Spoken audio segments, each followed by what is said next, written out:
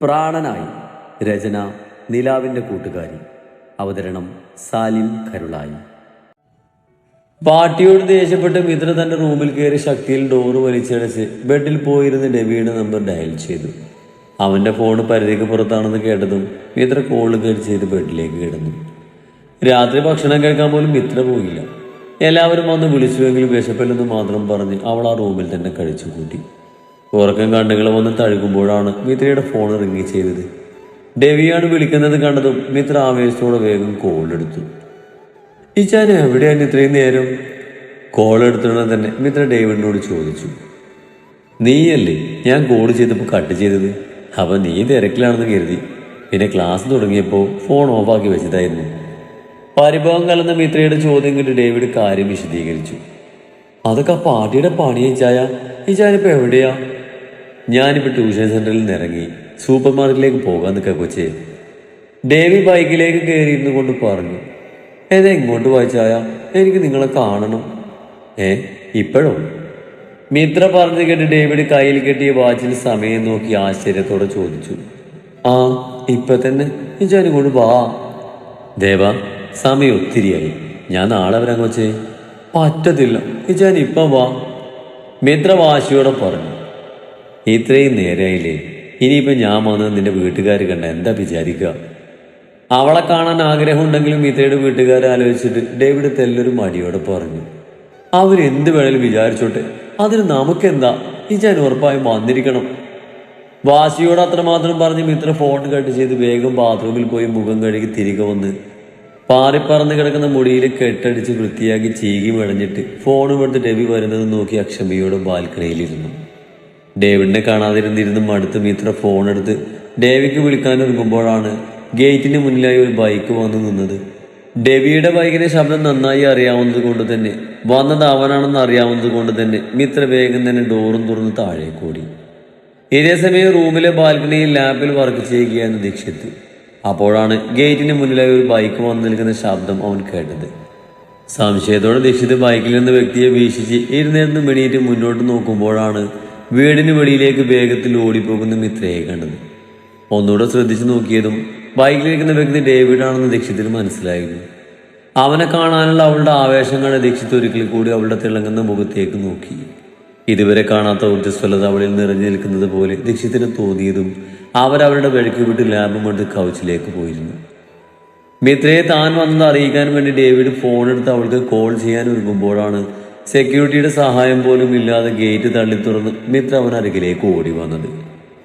ഇച്ചായ! ഡെവിയെ കണ്ട മാത്രയിൽ തന്നെ അവൻ ഇറുകപ്പുണർന്നുകൊണ്ട് മിത്ര വിളിച്ചതും ഫോൺ തിരികെ പോക്കറ്റിലേക്ക് ഇട്ടൊരു കൈ കൊണ്ട് ബൈക്ക് ബാലൻസ് ചെയ്ത് മറുകൈ കൊണ്ട് ഡേവിഡ് അവളെ തന്നിലേക്ക് ചേർത്ത് പിടിച്ചു. എന്തിനാ ദേവ ഇങ്ങനെ ഓടിപ്പിടിച്ച് വന്നത്?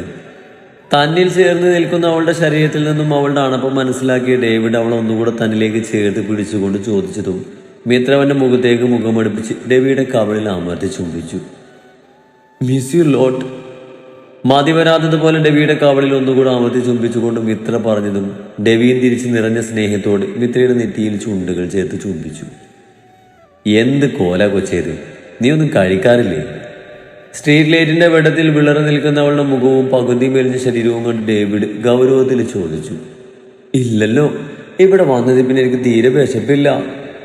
ഡെവിയുടെ താടിയിൽ വിരൽ കടത്തി കുസൃതി കാണിച്ചുകൊണ്ട് മിത്ര പറഞ്ഞു. ഞാൻ പല പ്രാവശ്യം പറഞ്ഞതല്ലായിരുന്നു കൊച്ചി, സമയത്തിന് ഭക്ഷണം കഴിക്കണമെന്ന്. പറഞ്ഞ തീരെ അനുസരണ ഇല്ലാതായിപ്പോയി. ഇപ്പോൾ ഗൗരവം തെല്ലും കുറക്കാതെ തന്നെ ഡേവിഡ് മിത്രയോട് ചോദിച്ചു. വിശപ്പില്ലാത്തോണ്ടാ? ഡെവിയുടെ താടിയിൽ വിരൽ ചുഴിച്ച് വലിച്ചുകൊണ്ട് മിത്ര പറഞ്ഞതും ഡെവി അരിവലിച്ച് മിത്രയെ കൂർച്ചു നോക്കി. ഈ ചാമാലൊന്ന് കാഴ്ചയായിരുന്നോ? ഡേവിഡിന്റെ നോട്ടം കണ്ട് അവനെ നോക്കി പല്ലിടിച്ച് കാണിച്ചുകൊണ്ട് മിത്ര ചോദിച്ചു. കഴിച്ചു. നീ വല്ലതും കഴിച്ചോ? ഡേവിയുടെ ചോദ്യം കേട്ടതും മിത്ര ഇല്ലെന്ന രീതിയിൽ ചുമൽ കൂച്ചി. വണ്ടിയും കയറി. എങ്ങോട്ടാ ചായ? ഡേവിഡ് പറഞ്ഞു കേട്ട് ബൈക്കിന്റെ പിറകിൽ കയറി ഇരു സൈഡിലേക്ക് കാലിട്ടിരുന്ന് ഡെവിയോട് ചോദിച്ചു. നിന്നെ കഴിപ്പിക്കാൻ പറ്റുമെന്ന് ഞാനും നോക്കട്ടെ. ബൈക്ക് സ്റ്റാർട്ടാക്കി കള്ളദേശത്തിൽ ഡേവിഡ് പറഞ്ഞതും മിത്ര ചിരിയോട് ഡെവിയുടെ പുറത്ത് തലവെച്ച് കിടന്ന് മുൻപോട്ട് പോകുന്തോറും കാറ്റിന്റെ തണുപ്പ് കാരണം മിത്ര ഡേവിഡിലേക്ക് കൂടുതൽ പറ്റിച്ചേർന്ന ആ യാത്രയും ആസ്വദിച്ച് കണ്ണടച്ചിരുന്നു. ദേവ, ഇറങ്ങി. ബൈക്ക് നിന്നതറിഞ്ഞ് മിത്ര കണ്ണു തുറന്ന് ചുറ്റും നോക്കി. അപ്പോഴേക്കും അവളോടായി ഇറങ്ങാൻ ഡേവി പറഞ്ഞതും മിത്ര ഉടനെ തന്നെ ബൈക്കിൽ നിന്ന് ഇറങ്ങി. ബൈക്ക് റോഡ് സൈഡിൽ ഒതുക്കി നിർത്തി ഡേവിഡ് മിത്രയുടെ കയ്യും പിടിച്ച് റോഡിന്റെ മറു സൈഡിലുള്ള തട്ടുകട ലക്ഷ്യം വെച്ച് നടന്നു. സമയം ഒത്തിരിയായെങ്കിലും കടൽ അത്യാവശ്യം നല്ല തിരക്കുണ്ടായിരുന്നു. ഡേവി അവളെയും കൂട്ടി ഒഴിഞ്ഞൊരു ടേബിളിൽ പോയിരുന്നു. ഈ ചായനൊന്നും വേണ്ടേ?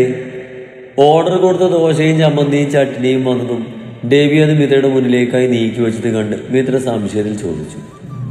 എനിക്കിത് മതി, നീ കഴിച്ചോ. കുടിക്കാൻ കൊണ്ടുവച്ച 2 മസാല ചായയിൽ നിന്നും ഒരു ഗ്ലാസ് എടുത്ത് കുടിച്ചുകൊണ്ട് ഡേവിഡ് പറഞ്ഞു. ഇത് കുറേ ഉണ്ട് ചായ, ഞാൻ ഇത്രയൊന്നും കഴിക്കത്തില്ല, ഇതിന് പകുതി ചായനെടുത്തോ.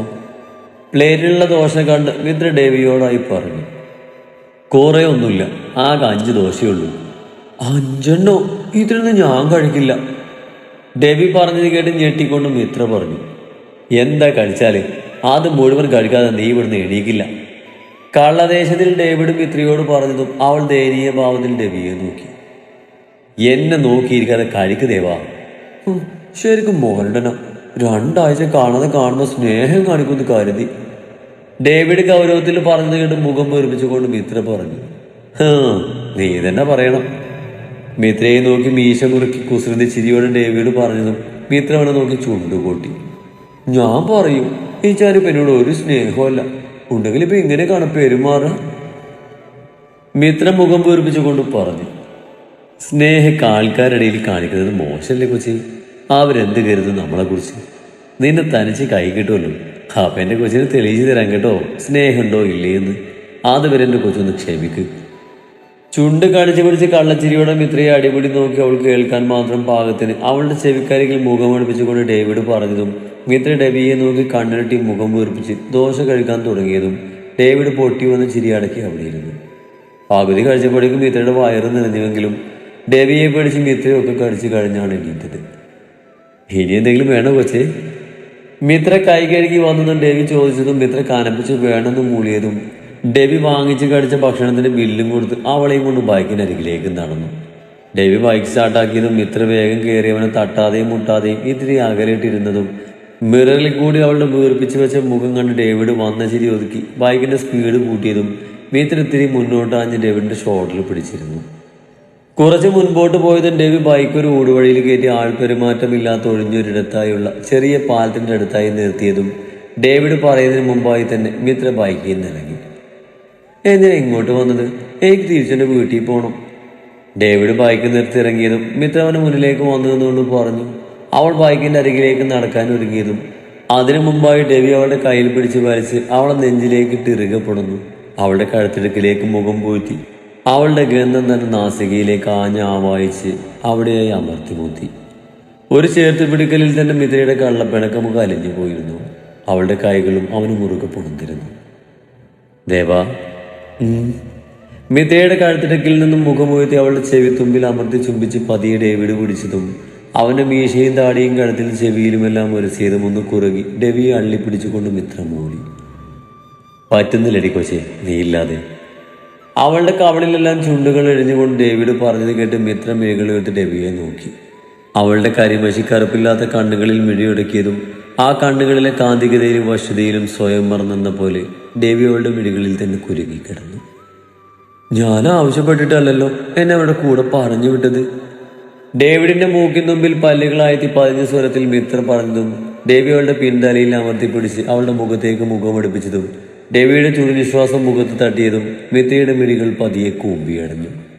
ഒട്ടും ധൃതി കാണിക്കാതെ ഡേവിഡ് പതിയെ മിത്രയുടെ അതരങ്ങളെ വായിലാക്കി നുണയാൻ തുടങ്ങിയതും ചെറുമൂളലോടെ മിത്ര ഡെവിയെ കൂടുതൽ അള്ളിപ്പിടിച്ചു. ഇടയ്ക്ക് വെച്ച് അവളും അവനെ തിരികെ ചുംബിക്കാൻ തുടങ്ങിയതും പതിയെ തുടങ്ങിയ ചുംബനത്തിന്റെ ഗതി മാറി തുടങ്ങിയിരുന്നു. ഇരുവരും പരസ്പരം ആവേശത്തോടെ കീഴ്ചുണ്ടും മേൽചുണ്ടും മാറി മാറി നുണഞ്ഞു. മിത്രയെ ചുറ്റിപ്പിടിച്ചിരിക്കുന്ന ഡെവിയുടെ കൈകൾ അവളുടെ വായിലൂടെ അലഞ്ഞു നടന്ന് മിത്രയുടെ മാറിലായി മുറുകി. ഡെവിയുടെ കരുത്താർന്ന കൈകൾ മാറിൽ ശക്തമായി മുറുകിയതും മിത്ര ഒന്ന് പിടഞ്ഞ് ഡെവിയുടെ കീഴ്ചുണ്ടിൽ തന്റെ പല്ലുകളായെത്തി. ഡെവിയുടെ കൈകൾ മാറിലായി മുറുകാനും അഴിയാനും തുടങ്ങിയതും സഹിക്കവയ്യാതെ മിത്ര മൂളിയതും ആ നിമിഷം തന്നെ ഡെവിയുടെ നാവുകൾ മിത്രയുടെ നാവിനെ ചുരുട്ടി വലിച്ചതും അവളുടെ കൈകൾ ഡെവിയുടെ പിൻകഴുത്തിൽ മുറുകി. മറുകൈ കൊണ്ട് അവൾ അവന്റെ മുടിയിൽ കുരുത്തു വലിച്ചു. സമയം ഇഴഞ്ഞു പോകും തോറും മിത്രയ്ക്ക് ശ്വാസം എടുക്കാൻ വല്ലാത്ത ബുദ്ധിമുട്ട് തോന്നി. തന്നിൽ മുറുകുന്ന അവളുടെ കൈകളിൽ നിന്നും മിത്രയുടെ അവസ്ഥ മനസ്സിലായ ഡേവിഡ് ഒട്ടും താല്പര്യമില്ലെങ്കിലും മനസ്സോടെ അവളുടെ അതിരങ്ങളെ മോചിപ്പിച്ചതും മിത്ര അണപ്പോടെ ഡേവിയുടെ നെഞ്ചിലേക്ക് മുഖം പൂഴ്ത്തി. ലവ് യു ദേവ. തന്റെ നെഞ്ചിൽ മുഖമമർത്തി കിടക്കുന്ന മിത്രയെ മുറുകെ പുണർന്ന് അവളുടെ നെറുകയിൽ ചുംബിച്ചുകൊണ്ട് ഡേവിഡ് പറഞ്ഞു. അവ സ്നേഹക്കണ്ടല്ലേ? കുസൃതി ചിരിയോടെ ഡെവിയൊന്നും മുഖം പോയിട്ട് നോക്കിക്കൊണ്ട് മിത്ര ചോദിച്ചു. തെളിയിച്ചു തരണോ? മിത്രയുടെ ചോദ്യം കേട്ട് ഡെവിയും തിരിച്ച് ചിരിയോടെ ചോദിച്ചു. വേണ്ട, എനിക്കറിയാം എന്നോട് ഇഷ്ടമുണ്ടെന്ന്. ദേ ഇവിടെ ഞാനല്ലേ. ഡെവിയുടെ ആദ്യത്തെ തുറന്നിട്ട് ഷർട്ടിന്റെ 2 ബട്ടണിനിടയിലൂടെ ഡേവിഡിന്റെ നെഞ്ചിലേക്ക് തലോടി അവിടെ ചുംബിച്ചുകൊണ്ട് മിത്ര പറഞ്ഞു. ഇപ്പൊ തോന്നാം നിന്നെ പോകാൻ സമ്മതിക്കണ്ടില്ലായിരുന്നെന്ന്. നീ ഇല്ലായിട്ട് അവിടെ ഒരു രസമില്ലടി. ഒരുത്തനാണെങ്കിൽ അവിടെ നീ ഇല്ലാണ്ട് ഓണും ഉറപ്പില്ലാതെ കലുതുടി നടക്കുക.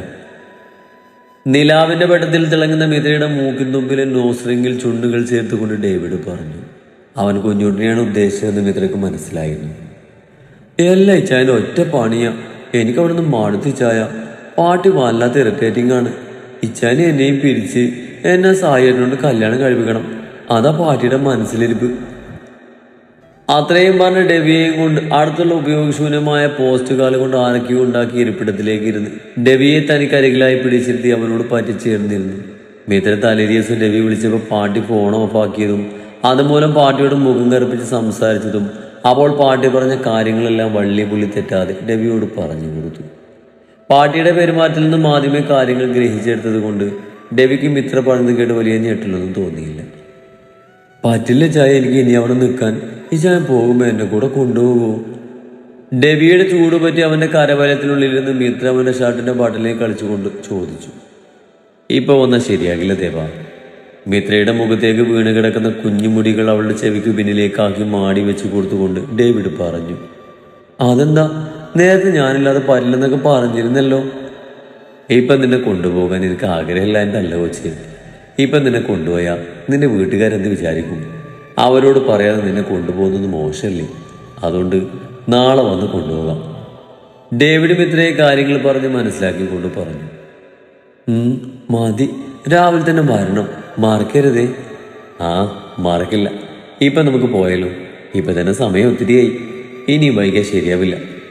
അത് പറഞ്ഞ് ഡെവി എണീറ്റ് മിത്രയെയും എണീപ്പിച്ച് ബൈക്കിൻ്റെ അരികിലേക്ക് നടന്നു. നാളെ ഉറപ്പായും വരണേ. മിത്രയെ അവളുടെ വീടിന് മുന്നിലിറക്കിയതും ബൈക്കിൽ നിന്ന് ഇറങ്ങി ഡെവിയെ നോക്കിക്കൊണ്ടും മിത്ര അവനെ ഓർമ്മിപ്പിക്കാനെന്നോണം പറഞ്ഞു. വാരാടി പെണ്ണെ. അവള് പിന്നെയും തന്നെ ഓർമ്മിപ്പിക്കുന്നത് കണ്ട് ഡേവിഡ് ചിരിയോടെ പറഞ്ഞു. ശ്രദ്ധിച്ച് പോണേ ചായ, പതിയെ പോയാൽ മതി. വീട്ടിലെതിരെന്നെ വിളിക്കണേ. ആ ഗുഡ് നൈറ്റ്. മിത്ര പറഞ്ഞതിന് ശരിയെന്ന രീതിയിൽ തലയാട്ട് അവളുടെ നെറ്റിയിൽ സ്നേഹത്തോടെ അമർത്തി ചുംബിച്ച് തിരിച്ച് ഡെവിയോട് യാത്ര പറഞ്ഞ് അവൻ്റെ കവളിൽ സ്നേഹമുദ്രം ചാത്തി മിത്ര ഉള്ളിലേക്ക് നടന്നു.